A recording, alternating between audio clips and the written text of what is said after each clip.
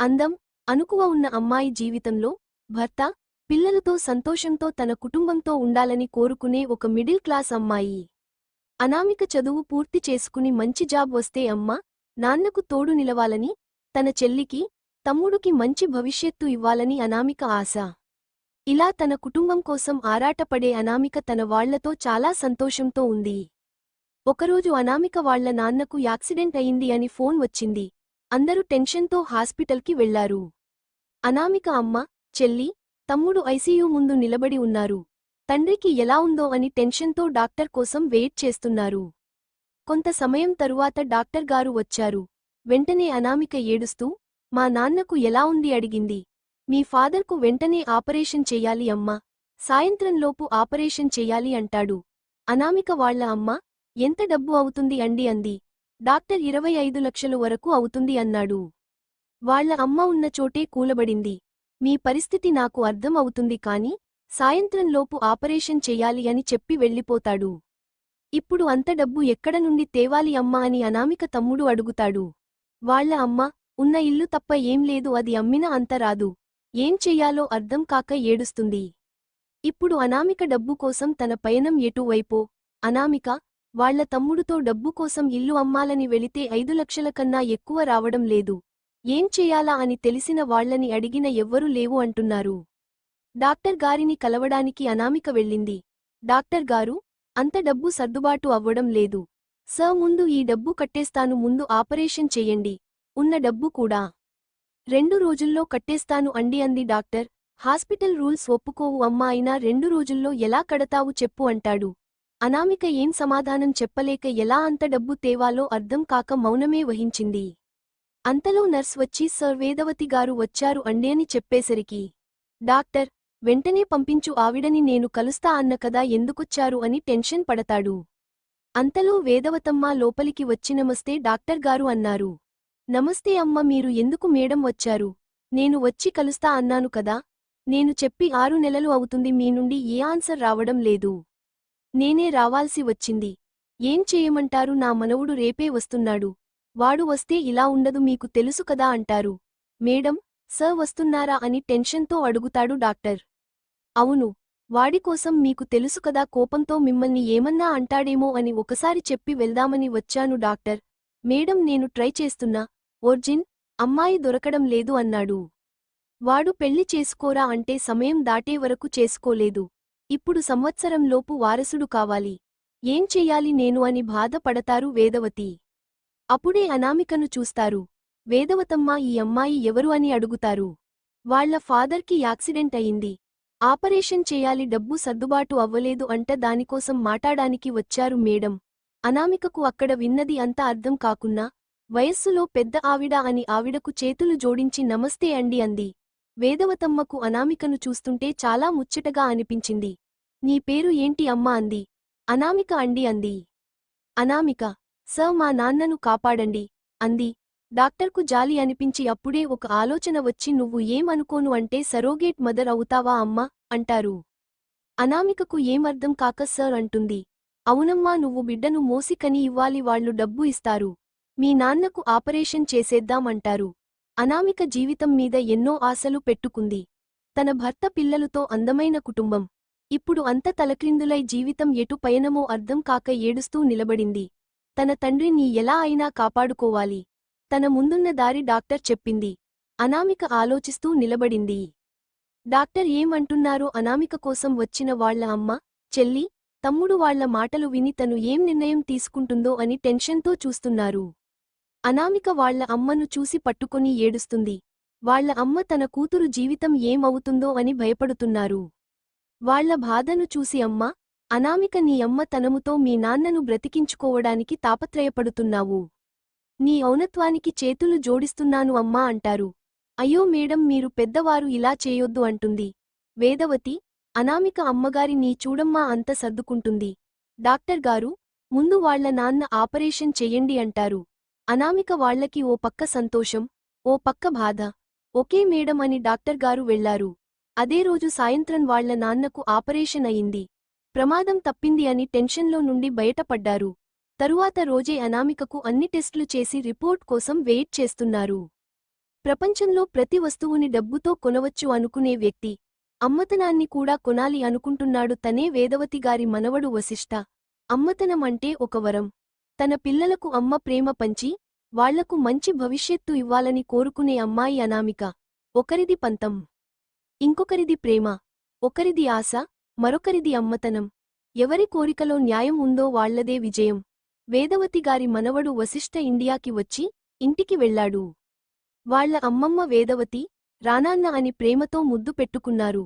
వసి, ఎలా ఉన్నావు అమ్మమ్మ? అన్నాడు ఆవిడ చుట్టూ చేతులు వేస్తూ. నువ్వు వచ్చావు కదా, బావుంటాను అన్నారు. నేను మళ్ళీ వెళ్ళాలి అమ్మమ్మ. నా బిడ్డ కోసం రావాల్సి వచ్చింది. అమ్మతనం డబ్బుతో దొరకదు అన్నావు చూసావా? అమ్మ ప్రేమ కూడా డబ్బుతో దొరుకుతుంది అని ప్రూవ్ అయింది. వేదవతి చిన్న నవ్వు నవ్వి ఒక ప్రాణం ఇంకో ప్రాణంతో రూపుదిద్దుకుంటుంది అన్నారు. వశిష్ఠ, అర్థం కాక ఏంటి అమ్మమ్మ అంటున్నావు? నాకు అర్థం కావడం లేదు అన్నాడు. నువ్వు కోరుకునే అమ్మాయి నిన్నటి వరకు దొరకలేదు అని హాస్పిటల్లో జరిగింది మొత్తం చెప్పారు. చూడు వసి, ఆ అమ్మాయి వాళ్ల నాన్నను బ్రతికించుకోవాలనే సంకల్పమే నన్ను తనకి ఎదురు పడేలా చేసింది. అక్కడ తన నాన్నమీద ప్రేమ బ్రతికింది అని చెప్తుంటే ఆ అమ్మాయి ఎవరో నేను చూడొచ్చా అంటాడు. వేదవతి, నువ్వు చూడు నాన్నా, నువ్వు ఆ అమ్మాయికి కనపడకు అంటారు. వశిష్ఠ, ఎందుకు అమ్మమ్మ? నా బిడ్డకు తను జన్మ ఇవ్వాలి అంటాడు. వేదవతి, వసి నీ బిడ్డకు జన్మ ఇస్తుంది కాని ఆ అమ్మాయి భర్త ప్రేమ, పిల్లలతో అనుబంధం ఇలా జీవితాన్ని ఊహించుకుంది. ఎవరో తెలియని నువ్వు నీ బిడ్డను మోయాలి అనుకుంది అంటే తన పరిస్థితులు కారణం. అయినా సరోగోసిలో మీ ఇద్దరు చూసుకో అవసరం లేదు. నువ్వు వెళ్ళి ఫ్రెష్ అయ్యి రా, హాస్పిటల్కి వెళ్దామంటారు. వేదవతి, వశిష్ఠ హాస్పిటల్కి వచ్చారు. అక్కడ అనామిక వాళ్ల ఫాదర్ రూంలో ఉంది. ఎప్పుడు కళ్ళు తెరిచి చూస్తారా అని ఎదురు చూస్తున్నారు. వశిష్ఠ డాక్టర్ రూంకి వెళ్ళి కలిసి అన్ని ఫార్మాలిటీస్ కంప్లీట్ అయ్యాయా అన్నాడు. అన్ని కంప్లీట్ సార్, మీకు చెకప్ చేశాక ప్రొసెస్ మొదలుపెడదాం అన్నాడు డాక్టర్. వశిష్ఠ, సరే కాని ఆ అమ్మాయి నీ చూడాలి, పిలిపించండి. వేదవతి మాత్రం వద్దు నాన్నా, ఆ అమ్మాయి ఇబ్బంది పడుతుంది అంటారు. వసి మాత్రం అమ్మమ్మ, నేను తనకు ఎదురు పడను, ఓకేనా? వేదవతి, నీ మాట నీదే కదా వసి, మా మంచి వేదమ్మ అంటాడు. డాక్టర్ అనామికను తన కేబిన్కి రమ్మని నర్స్కి చెప్పడంతో వెళ్లి చెప్పింది. అనామిక డాక్టర్ రూంకి వచ్చి పిలిచారు అంట సార్ అంటుంది. అనామిక అక్కడ వేదవతమ్మను చూసి తనకు అర్థమవుతుంది. వేదవతి, ఎలా ఉంది అమ్మా, నాన్నకు అంటారు. అనామిక ఇంకా స్పృహలోకి రాలేదు మేడం అంటుంది. వశిష్ఠ అక్కడే మాస్క్ పెట్టుకుని కూర్చుంటాడు. అనామిక ఎవరో డాక్టర్ అనుకుంటుంది. వశిష్ఠకు అనామికను చూస్తే ఏడ్చి ఏడ్చి కళ్ళు ముఖం ఎర్రబడి ఉంటాయి. చూడడానికి అందానికి అసూయ పుట్టేలా ఉంది. ఏమో అనుకున్న అమ్మాయి చాలా బావుంది అనుకుంటాడు. అనామికను నువ్వు రెడీ కదా అమ్మా అంటారు డాక్టర్. అనామిక ఇబ్బంది, బాధతో నిలువునా తల ఊపుతుంది. సరే నువ్వు వెళ్ళు అమ్మా అంటారు. అనామిక వెళుతుంది. అప్పుడు ఏరా మనవడా, నా మనవరాలు ఎలా ఉంది అంటారు వేదవతమ్మ. వసి, నేను ఏమైనా పెళ్లి చూపులు చూస్తున్నానా అంటాడు. వేదవతి, ఏమో ఎవరికీ తెలుసు. నువ్వు చూడాలి చూడాలి అని పట్టుపట్టి కూర్చున్నావు కదా. వశిష్ఠ ఏం చెప్పలేక సైలెంట్ అవుతాడు. వేదవతి, ఈ బంధం ఇంకెన్ని బంధాలను ముడిపెడుతుందో చూడాలి అంటారు. ఆ సాయంత్రం అనామికకు సరోగెసి ప్రొసెస్ పూర్తి చేస్తారు. ఆ సాయంత్రమే వశిష్ఠ బిజినెస్ పనిమీద లండన్ వెళ్తాడు. వసి లండన్ వెళ్ళాక 2 రోజులు తరువాత అనామిక వాళ్ల ఫాదర్కు స్పృహ వచ్చింది. ఆ సాయంత్రమే ఆయనను డిశ్చార్జ్ చేస్తాం అని చెప్పాక వాళ్లకి అనామిక విషయము ఆయనకు ఎలా చెప్పాలో తెలియక ఇప్పుడు ఉన్న పరిస్థితిల్లో నిజం చెబితే ఆయనకు ఏమవుతుందో అని ఆలోచిస్తుంటే అనామిక వాళ్ల నాన్న ఆపరేషన్కు డబ్బులు ఎలా వచ్చాయి అంటారు. వీళ్ళకి ఏం చెప్పాలి అనుకునేసరికి వేదవతమ్మ ఫ్రూట్స్ తీసుకుని వస్తారు. అనామిక వాళ్ల ఫాదర్ని ఇప్పుడు ఎలా ఉంది అండి అంటారు. అనామిక నాన్న, నమస్తే అమ్మా, మీరు నన్ను చూడడానికి అంటుంటే అనామిక, నాన్న, మేడం మీకు ఎలా తెలుసు అంటుంది.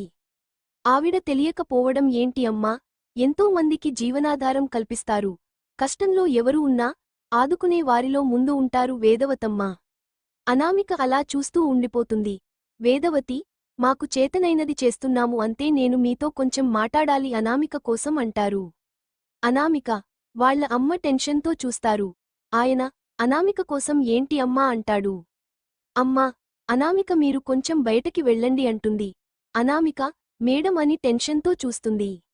వేదవతి, నువ్వు ఏం టెన్షన్ అవ్వకు, నేను చూసుకుంటాను. వీళ్ళు బయటకి వచ్చాక అనామిక వాళ్ల నాన్నతో మొత్తం జరిగింది చెప్తారు. నా కోసమే నా కూతురికి ఈ పరిస్థితి అని కోపం, బాధ వస్తాయి. వేదవతి, మీరు ఏం టెన్షన్ అవ్వకండి, ఇప్పటి నుండి అనామిక నా మనవరాలు అని ఆయనకి కొన్ని మాటలు చెప్పాక ఆయన చేతులు జోడించి నా బిడ్డ జీవితం అన్యాయం అవ్వకుండా చూడండి, జన్మ జన్మకు రుణపడి ఉంటాను అంటాడు. వేదవతి, మీరు అలా అనకండి, మీ అమ్మాయి వల్ల ఎన్నో జీవితాలు నిలబడుతున్నాయి అంటారు. సరే, మీరు అందరూ మా ఇంటిలోనే ఉండాలి అంటారు. ఆయన అదేంటి అమ్మా అంటే, నా మనవరాలు ఇప్పుడు టెన్షన్ పడకూడదు. ఆ అమ్మాయికి ఎలాంటి ఇబ్బంది పడకూడదు. నేను అన్ని చూసుకుంటాను, మీరు తనతో ఉంటేనే తను సంతోషంతో ఉంటుంది. తను బావుంటేనే పుట్టబోయే బిడ్డ బావుంటాడు. ఆ రోజే వేదవతమ్మ ఇంటికి వెళ్తారు. కొన్ని రోజులకి తను ప్రెగ్నెంట్ అని తెలిసింది. అందరూ ఆనందంతో ఉన్నారు. వశిష్ఠ ఆనందానికి అవధులు లేవు. వేదవతితో వసి ఫోన్లో మాటాడుతూ తన హెల్త్ బావుంది కదా, కాంప్లికేషన్స్ ఏం లేవు కదా అంటాడు. ఇప్పుడు అంత బావుంది నాన్న, టైంకి తిని మెడిసిన్స్ తీసుకుంటుంది. వసి, టైంకి తినమను, ఎక్కువ స్ట్రెస్ ఫీల్ అవ్వొద్దు అని చెప్పు అంటాడు. వేదవతి, నేను చెప్తే నువ్వేం చేస్తావు, గుర్రాలు కాస్తావా అని అంటారు. వసి, అమ్మమ్మ ఏంటి అలా అంటావు. వేదవతి, పుట్టబోయేది నీ బిడ్డ, నువ్వే ఆ అమ్మాయి టైంకి తినేలా చూసుకో, నువ్వే తనతో మాటాడు అని చెప్పి తనలో తనే నవ్వుకుంటారు. వసి, ఆ అమ్మాయికి ఫోన్ ఇవ్వు, మాటాడతాను అంటాడు. వేదవతి, అనామిక రూంకి వెళ్ళి నా మనవడు నీతో మాటాడతాడు అంట, అమ్మా మాటాడు అంటారు. అనామిక, టెన్షన్తో నేను ఆయనతో మాటాడడం ఏంటి అండి అంటారు. వేదవతి, ఏమో అమ్మా మాటాడు, ఈ ఫోన్ నీ దగ్గర ఉంచు అని వెళ్ళిపోతారు. అనామిక ఫోన్ తీసుకుని హలో అంది. వసికి మనసులో ఆనందం, ఎందుకో తెలియదు ఆ క్షణం. ఎలా ఉంది ఇప్పుడు హెల్త్ అంటాడు. అనామిక, బావుంది అండి అంటుంది. వసి, టైంకి తినండి, స్ట్రెస్ ఫీల్ అవ్వొద్దు, బేబీకి మంచిది కాదు సరేనా అంటాడు. అనామిక సరే అండి అంటుంది. వసి, సాయంత్రం ఫోన్ చేస్తాను, రెస్ట్ తీసుకోండి అని ఫోన్ పెట్టేస్తాడు. అంతా సిసి కెమెరాలు ఉండడం వల్ల మాటాడున్నంతసేపు తనని చూస్తూనే మాటాడతాడు. అనామిక ఫోన్ పక్కన పెట్టేసి అమ్మయ్య అనుకుని ఏంటి సార్తో మాట్లాడుతుంటే ఎందుకు టెన్షన్ అని ఆలోచిస్తూ నిద్రపోతుంది. కొన్ని రోజుల తరువాత అనామిక కడుపులో ట్విన్స్ ఉన్నారని చెప్పింది డాక్టర్. వాళ్ల ఆనందానికి అవధులు లేవు. వేదవతి ఈ విషయము వసికి చెప్పొద్దు అంటుంది. అనామిక ఎందుకు మేడం అంటుంది. వేదవతి, వాడు ఇద్దరు బిడ్డలను చూశాక వాడు కళ్లల్లో సంతోషం నేను చూడాలమ్మా అంటుంది. అనామిక సరే మేడం అంటుంది. అనామికకు నెలలు నిండుతూ ఉన్నాయి. రోజూ వసి అనామికతో మాటాడి తన మీద కేర్ చూపిస్తూనే ఉన్నాడు. వేదవతమ్మ అనామికతో మాటాడుతుంటే అనామిక వింటూ ఆలోచిస్తూ ఉంది. వేదవతి, ఏంటి మనవరాల, ఏంటి ఆలోచిస్తున్నావు అన్నారు. అనామిక ఏం లేదు అండి అంది. వేదవతి, నానమ్మ అని పిలవమని ఎన్నిసార్లు చెప్పాలి అన్నారు. అనామిక, నానమ్మ మీరు ఏమి అనుకోనంటే ఒక విషయము తెలుసుకోవచ్చా అంటుంది. వేదవతి, ఏంటి అది అనామిక. మీ మనవడు పెళ్లి చేసుకుంటే సరోగేట్ ద్వారా బిడ్డను తెచ్చుకోవాల్సిన అవసరం లేదు కదా అంటుంది. వేదవతి, నేను ఎన్నోసార్లు చెప్పి చూశాను పెళ్లి చేసుకోమని. వాడు ఏమన్నాడో తెలుసా, నా చిన్నతనంలో అమ్మా, నాన్న దూరం అయ్యారు. అప్పటి నుండి బంధాలు అంటేనే భయమేస్తుంది. ఇప్పుడు బిడ్డకోసమైనా అతి కష్టం మీద ఒప్పించాను. ఆస్తి కోసం. వసి చిన్నప్పుడే వాళ్ల అమ్మ, నాన్నను యాక్సిడెంట్ చేయించి చంపించారు. అప్పుడే డిసైడ్ అయ్యాను, ఆస్తులు నా మనవడు పేరు మీద ఉండనివ్వకుండా వాడికి పుట్టిన బిడ్డలకు మాత్రమే చెందేలా రాయించాను. ఇప్పుడు మన కంపెనీల మీద ఆధారపడి ఎన్నో జీవితాలు ఉన్నాయి. అందుకే అమ్మా, ఈ నిర్ణయం తీసుకున్నాము అంది. డెలివరీ డేట్ ఇవ్వడంతో ఆ రోజు సాయంత్రమే వశిష్ఠ వచ్చాడు. తనను చూస్తే ఏదో తెలియని ఫీలింగ్, మనసులో అలజడి, ఎంతో బావుంది. తను నా బిడ్డ అని ఉండలేక ఆనందంతో అనామిక ముందు బెండయి తన కడుపు మీద ముద్దు పెట్టుకున్నాడు. అనామిక టెన్షన్తో వెనక్కి వెళ్ళింది. వసి తన కళ్లలోకి చూసి ప్లీజ్ నా బిడ్డ కదా, తన కదలికలను ఫీల్ అవ్వని అన్నాడు. తను అలా రిక్వెస్ట్ చేస్తుంటే చిన్న పిల్లాడిలా అనిపించింది అనామికకు. వసి అనామికను కూర్చోపెట్టి మెడిసిన్ వేసుకున్నావా అన్నాడు. అనామిక హూ అని తల ఆడించింది. వశిష్ఠ ఉఫ్, ఎందుకు అంత టెన్షన్ పడతావు, ఫీల్ ఫ్రీ, నేను మనిషినే ఏలియాన్ అనుకున్నావా అంటాడు. ఫ్రెష్ అయి అనామికను చూడడానికి వెళ్లాడు. అనామిక వసి ఎక్సప్రెషన్ చూసి ఎక్కువ నవ్వడం వల్ల కడుపులో నొప్పికి అమ్మా అని చేతితో కడుపుని పట్టుకుంటుంది. వసి టెన్షన్తో వాట్ హ్యాపన్ అంటాడు. పెయిన్ ఉందా, హాస్పిటల్కి వెళ్దాం పదా అంటాడు. అనామిక అదేం కాదు, ఎక్కువ నవ్వడం వల్ల అలా అనిపించింది, పరవాలేదు కాసేపు రెస్ట్ తీసుకుంటాను అంటుంది. వసి తన చుట్టూ చేయి వేసి కేర్ఫుల్గా ఉండు అంటాడు. అనామిక వసి కళ్లలోకి చూస్తుంది. వసికి అనామిక కళ్లలో ఎన్నో ప్రశ్నలు కనపడుతున్నాయి. ఒక్కసారి కళ్ళు మూసుకుని, దేనికి టెన్షన్ అవ్వకు అని అక్కడ నుండి హాల్లోకి వచ్చి, కాసేపు వాళ్ల అమ్మమ్మతో మాటాడి బయటికి వెళ్తాను అంటే, వేదవతి జాగ్రత్త నాన్న, మళ్ళీ వాడు పన్నాగాలు పన్నడం మొదలుపెట్టాడు. వశిష్ఠ అమ్మమ్మ, వాళ్ల ప్రాబ్లెం ఏంటి అంటాడు. వేదవతి వాళ్ళు ఎవరో కాదు మీ నాన్నకు తమ్ముడు, వాడే, నాయుడు ఆస్తులు అన్నివాడు జల్సాలకు అమ్మేసి, మీ నాన్నను డబ్బులకు వేధించేవాడు. చాలా వరకు ఓపిక పట్టి మీ నాన్న ఇచ్చేవాడు. కాని వాడు జల్సాలు మితిమీరుతున్నాయి అని తెలిసి డబ్బులు ఇవ్వడం మానేశాడు. వాడు ఆ కక్షతో యాక్సిడెంట్ చేయించాడు. ఆస్తులు అన్నివాడు సొంతం చేసుకోవాలని చాలా ట్రై చేశాడు. తరువాత ఆస్తులు నీ బిడ్డలకే చెందుతాయి అని తెలిసాక సైలెంట్ అయ్యాడు. ఇప్పుడు మళ్ళీ నీ బిడ్డ మీద పడ్డాయి కళ్ళు. మనకోసం అన్ని తెలుసుకుంటున్నాడు అని తెలిసింది. మనల్ని నాశనం చేయడమే వాడికి కావలసింది అంటుంది.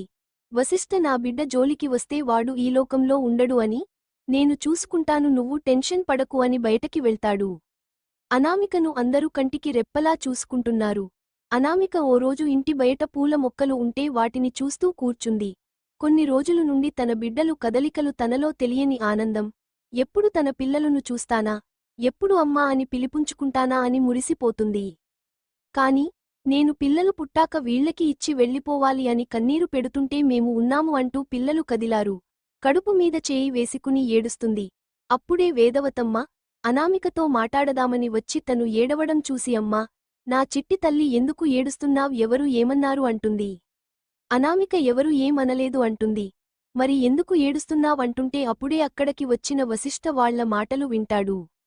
అనామిక నానమ్మ, పిల్లలు పుట్టాక మీకు ఇచ్చేసి నేను వెళ్ళిపోవాలి అంటే నాకు ఏడుపస్తుంది. నా వల్ల కావడం లేదు అంటుంది. వేదవతమ్మ కన్నీరు పెట్టుకుంటూ ఏం చెప్పాలో తెలియక చూస్తూ ఉండిపోతుంది. అనామిక నానమ్మ, నాకో సాయం చేస్తారా అంటుంది. వేదవతమ్మ చెప్పమ్మా, చేస్తాను అంటుంది. అనామిక డెలివరీ అయ్యాక బిడ్డలను చూసుకుంటూ ఆయాలా ఇక్కడే ఉంటాను. చేతులు జోడించి ఆవిడ కాళ్ళు మీద పడుతుంది. అప్పుడే వశిష్ఠ కళ్ళు మూసుకుని ఒక నిర్ణయానికి వస్తాడు. అయ్యో నా తల్లి ముందు లేయమ్మా నువ్వు ఇక్కడే ఉంటే నీ భవిష్యత్తు ఏమవుతుంది, నీకు జీవితం ఉంటుంది కదా అంటుంది. అనామిక నాకు జీవితంలో నా భర్త, నా పిల్లలు అని ఆశలు ఉండేవి. ఇప్పుడు అవి ఏం లేవు నా బిడ్డలతో ఉంటే చాలు అంటుంది. అనామిక మాటలకు వసి ముఖంలో చిన్న నవ్వు వస్తుంది. నానమ్మ మీరు ఆయనకు చెప్పి ఒప్పించండి. ఎక్కువ స్ట్రెస్ తీసుకోవడం వల్ల కడుపులో విపరీతమైన నొప్పి మొదలవుతుంటే, అమ్మ అని ఏడుస్తుంది. వేదవతమ్మ ఏమయింది తల్లి అని పట్టుకుంటారు. నొప్పి నానమ్మ భరించలేకపోతున్నా అని ఏడుస్తుంది. వశిష్ఠ వచ్చి తనని చేతుల్లోకి తీసుకుని, కార్ వైపు నడుస్తూ నిన్ను స్ట్రెస్ తీసుకోవద్దు అన్నాను కదే అని తన సొంత మనిషి అయినట్టు పిలుస్తాడు. అనామిక అవేమి పట్టించుకునే పరిస్థితిలో లేదు నొప్పికి విలవిలలాడుతుంది. వేదవతి వాళ్ల వెనకే వెళ్లి ముందు నువ్వు హాస్పిటల్కి తీసుకెళ్ళు, నేను రిపోర్ట్స్ తీసుకుని వస్తాను, సరే అని అనామికను తీసుకుని వసి వెళ్తాడు. ఆ వెనకే వేదవతి, అనామిక ఫ్యామిలీ వెళ్తారు. ఎప్పటినుండో వశిష్ఠ ఫ్యామిలీ మీద రివెంజ్ తీర్చుకోవడానికి కాసుకుని కూర్చున్న గుంట నక్కలా చూస్తున్న నాయుడు వీళ్ల కార్ వెనకే ఫాలో అవుతాడు. ఇదంతా ఓ కంట కనిపెడుతూనే అనామిక వరకు ప్రమాదం రాకుండా చూసుకుంటున్నాడు. కాని ఉన్నట్టు ఉండి నొప్పులు రావడం వల్ల నాయుడుని పట్టించుకోలేదు. ఇప్పుడు వాడు వెనకే ఫాలో అవుతుంటే కోపంతో వసి కళ్ళు ఎర్రబడ్డాయి. తనకి అమ్మానాన్నని దూరం చేసి ఇప్పుడు నా బిడ్డను కూడా దూరం చేయాలని చూస్తున్నాడు. చీ ఆస్తులు కోసం ఇన్ని కుట్రలు చేస్తారా అని ఆలోచిస్తూ కార్ డ్రైవ్ చేస్తున్నాడు. ఇంకో పక్క నుండి ఇంకో కార్ వచ్చి వసి కార్కు డేష్ ఇచ్చింది. స్లో అయిన వసి కార్ను రెండువైపులా నాయుడు పెట్టిన మనుషులు వసి కార్ని బలంగా గుద్దడం వల్ల కార్ పల్టీలు కొట్టి కొంచెం దూరంలో పడింది. చచ్చారా, ఉన్నారో చూడరా అంటాడు నాయుడు. తల నుండి రక్తం వస్తున్న వసి అనామికను చూస్తే స్పృహలో లేదు. వసికి టెన్షన్ ఎక్కువయి అను పిలుస్తాడు. తన కదలకుండా ఉంటే భయంతో కార్ నుండి కిందకి వచ్చి అనామికను బయటికి తీస్తుంటే ఆ రౌడీ వచ్చి వసిని తన్నాడు. కింద పడబోయే వాడల్లా నిలదొక్కుకుని ఆ రౌడీకి పంచిచ్చి కుక్కను బాదినట్టు బాదుతున్నాడు. నాయుడు కూడా వచ్చి వశిష్ఠ మీద కలబడ్డాడు. వాడిని ఎంతలా కొడుతున్నాడు అంటే, దెబ్బలు తినడం కన్నా చావడం బెటర్ అనిపించింది నాయుడుకి. వశిష్ఠ ముఖం ఎర్రబడిన ఆ కళ్ళు చూస్తుంటే చేతులు జోడించి, ఎంత అయినా నీ నాన్నకు తమ్ముడిని నన్ను క్షమించు అన్నాడు. అప్పుడే వేదవతి కార్ అక్కడకు వచ్చి మనవడు కార్ యాక్సిడెంట్ అవ్వడం చూసి భయంతో వేదవతమ్మ నాన్న వసి అని పట్టుకుని ఏడుస్తుంది. అప్పుడే నా మనవరాలు ఏది అని చూసేసరికి తన ఒళ్లంతా రక్తం. నాన్న వసి, అమ్మాయిని తీసుకురా, హాస్పిటల్కి వెళ్ళాలి. వసి అనామికను చేతిలోకి తీసుకుని వేదవతి కార్లో హాస్పిటల్కి వెళ్తారు. వెంటనే డాక్టర్ వచ్చి చెక్ చేసి ఐసీయూకి తీసుకెళ్లి ట్రీట్మెంట్ చేస్తున్నారు. బయట టెన్షన్తో కూర్చున్నారు అందరూ. అనామిక అమ్మ, నాన్నకి, కూతురికి ఏమవుతుందో అని భయం మొదలు అయింది. ఓ పక్క వేదవతమ్మ, దేవుడా, తల్లి బిడ్డలు క్షేమంగా ఉండేలా చూడు అని దేవుడిని కోరుకుంటారు. ఆ మాటలు వసి విని, బిడ్డలు ఏంటి నానమ్మ అంటాడు. వేదవతి ఏడుస్తూ దాని కడుపులో కవలలు ఉన్నారురా అంటారు. పిల్లలు ఇద్దరనీ చూసి నువ్వు సర్ప్రైజ్ అవ్వాలనుకున్నాము నా మనవరాలు, నేను. వశిష్ఠకు ఓ పక్క ఆనందంతో, కవలలను మోసిందా నా అనుకుంటాడు. అంతలో డాక్టర్ వస్తే ఎలా ఉంది డాక్టర్ ఇప్పుడు అంటారు. డాక్టర్ ఎలా చెప్పాలో తెలియడం లేదు అండి, తను స్పృహలో లేదు. తల్లిని కాపాడాలి అంటే బిడ్డలను కాపాడలేము, బిడ్డలను కాపాడితే తల్లిని కాపాడలేము. ఏం చెయ్యాలో చెప్పండి అంటారు. వశిష్ఠ బాధతో కళ్ళు మూసుకొని, అనునే కాపాడండి డాక్టర్ అంటాడు. ఒకసారి నేను చూడొచ్చా అంటాడు. డాక్టర్ నేను ఆపరేషన్కు రెడీ చేస్తాను, మీరు వెళ్ళి చూడండి అంటుంది. వశిష్ఠ అనామిక వద్దకు వెళ్లి చూస్తాడు, తను స్పృహలో లేదు. కన్నీటితో తన కడుపు మీద నిమిరి ఇద్దరు బిడ్డలను మోసావు నాకోసం, నేనే కాపాడుకోలేక ఇలా నిలబడ్డాను అని అను చేతిని తన ముఖానికి పెట్టుకుంటాడు. వసి కన్నీరు స్పర్శకు అనామికలో చలనం మొదలు అయింది. తన బిడ్డల మీద పెంచుకున్న ప్రేమతో తను స్పృహలోకి వచ్చింది. అదంతా చూసి అను అని పిలుస్తాడు ప్రేమతో. వసిని చూసి నా పిల్లలకు ఏం కాలేదు కదా అండి అంది. వశిష్ఠ కన్నీళ్లుతో ఏం మాటాడుకుండా ఉన్నాడు. అనామికలో టెన్షన్ మొదలయింది. ప్లీజ్ నా బిడ్డలను కాపాడండి అంది. వసి సారీ అను, నువ్వు కావాలా పిల్లలు కావాలా అంటే నువ్వే కావాలి అంటాను. ఐ లవ్ యూ, నాకు తెలియకుండానే నీ మీద ప్రేమ స్టార్ట్ అయింది. నా స్వార్థంతో నీ ప్రాణాలు తీయలేను అంటాడు. అనామిక ఏడుస్తూ, వసి పిల్లలను కాపాడు, నేను లేకున్నా పరవాలేదు. తల్లి తనకన్నా బిడ్డల కోసం తను ప్రాణాలు సైతం లెక్క చేయదు అని అంటుంటే అంతలోనే అనామికకు పెయిన్స్ స్టార్ట్ అయ్యాయి. అమ్మా అంటూ ఏడుస్తుంది. అప్పుడే అక్కడికి వచ్చిన డాక్టర్ చెక్ చేసి నార్మల్ డెలివరీ అయ్యేలా ఉంది అని నర్స్ని పిలిచి రెడీ చేయమంటుంది. మీరు బయటకెళ్ళండి సార్ అంటుంది డాక్టర్. అనామిక వసి చేతిని పట్టుకుంటుంది. వసి ప్లీజ్ డాక్టర్, తను టెన్షన్ పడుతుంది, నేను ఇక్కడే ఉంటాను అంటాడు. డాక్టర్ నొప్పులు ఎక్కువ అవ్వడంతో ఏమనలేదు. బయట బాధపడుతూ కూర్చున్న వాళ్లకి పిల్లలు ఏడుపులు వినిపించడంతో ఓ పక్క షాక్తో, ఓ పక్క ఆనందంతో ఉన్నారు. అప్పుడే అనామిక బాధను కష్టాన్ని చూసి ఒకరికి జన్మ ఇవ్వడం ఇంత నరకమా అని, అలాంటి అమ్మతనాన్ని కొనాలి అనుకున్న తన అవివేకానికి సిగ్గుపడ్డాడు. అప్పుడే పుట్టిన బిడ్డలను వసి చేతిలో పెట్టారు. వాళ్లను చూసి మురిసిపోతూ అనామిక నుదుటిన ముద్దు పెట్టి థాంక్యూ డాక్టర్, అనామికకు తన పిల్లలు మీద ఉన్న ప్రేమ వల్ల మీ చేతిలో బిడ్డలు చేరారు. వేదవతి, అనామిక అమ్మ, నాన్న అక్కడకు వచ్చి పిల్లలను చూసి చాలా ఆనందించారు. వసి అమ్మమ్మ, పాప, బాబు అని ఆవిడకు ఇచ్చాడు. ఎంతో సంతోషంతో ఉన్నా కూతురి జీవితం ఏం అవుతుందో అని అమ్మ, నాన్న అనామికను బాధతో చూస్తారు. వాళ్లను చూసి అనామిక చుట్టూ చేయి వేసి, మీరు బాధ పడొద్దు, ఇప్పటినుండి అను నా ప్రాణం అంటాడు. వాళ్ళు, వేదవతి చాలా సంతోషపడతారు. అనామిక చెల్లి, తమ్ముడు, బావ మరి మాకు పార్టీ ఇవ్వాలి అంటారు. వశిష్ఠ ఏం కావాలో చెప్పండి, తప్పకుండా ఇస్తాను అంటాడు. కొన్ని రోజులకి పిల్లలను ఉయ్యాల ఫంక్షన్ చేసి అక్షయ్, అక్షిత అని పేర్లు పెట్టారు.